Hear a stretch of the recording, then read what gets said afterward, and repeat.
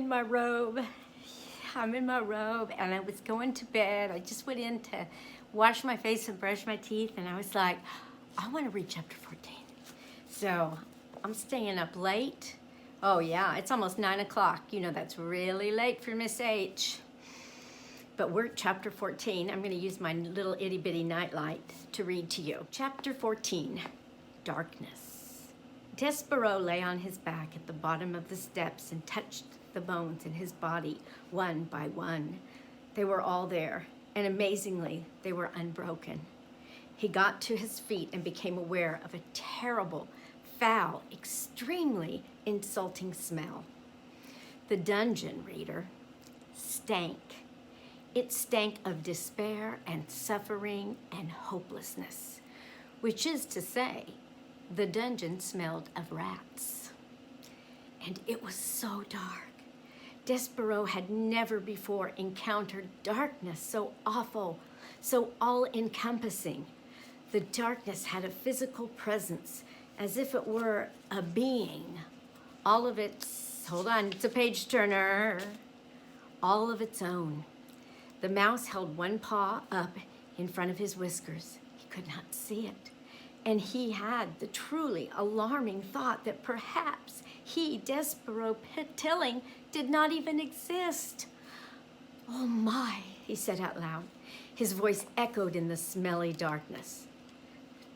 Perfidy, said Despereaux, just to hear his voice again, just to assure himself that he did exist. P, said Despereaux. The name of his beloved was immediately swallowed up by the darkness. He shivered, he shook, he sneezed, achoo! His teeth chattered. He longed for his handkerchief. He grabbed hold of his tail, and it took him a long, frightening moment to even locate his tail. So absolute was the darkness. To have something, anything, to hold on to. He considered fainting. He deemed it the only reasonable response to the situation in which he found himself. But then he remembered the words of the threadmaster: honor, courtesy, devotion, and bravery. I will be brave, thought Despereaux. I will try to be brave like a knight in shining armor. I will be brave for the Princess P. How best for him to be brave? He cleared his throat. He let go of his tail. He stood up straighter. Once upon a time, he said out loud to the darkness. He said these words because they were the best, the most powerful words that he knew, and just the saying of them comforted him. Once upon a time, he said again, feeling a tiny bit braver, there was a knight, and he wore always an armor of shining silver.